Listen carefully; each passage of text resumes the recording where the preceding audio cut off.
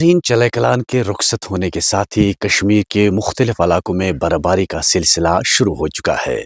یعنی کہ چلے کلان میں خاصی اور اچھی برفباری نہیں ہوئی، لیکن اس بار چلے کلان کے رخصت ہونے کے ساتھ ہی کشمیر کے مختلف علاقوں میں برفباری کا سلسلہ جاری ہے۔ کئی علاقے ایسے ہیں جہاں پر سیلانیوں کا زیادہ رش رہتا ہے، وہاں پر سیلانی بھی کافی خوش ہیں، یعنی گلمرگ اور پہلگام میں لوگ کافی خوش ہیں۔ جو باہر سے سیلانی آئے گئے ہیں وہ اس وقت برفباری کا مزہ لے رہے ہیں۔ لیکن ایک بات ضروری یہ ہے کہ جب چلے کلان میں برفباری نہیں ہوتی ہے، اچھی خاصی برفباری نہیں ہوتی ہے، تو ماہرین کا ماننا ہے کہ سال بھر پانی کی قلت رہتی ہے۔ خاص طور پر کسانوں اور مالکان کے باغات کے لیے کوئی خاص اور اچھی سوغات نہیں ہوتی ہے۔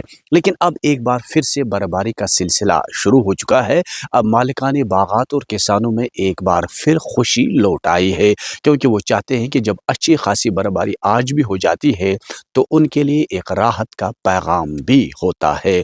لیکن ہم کل ملا کر یہ کہیں گے کہ سرحدی علاقوں کے رابطے جو ہیں وہ برفباری کی وجہ سے ضلع صدر مقام سے منقطع ہو جاتے ہیں۔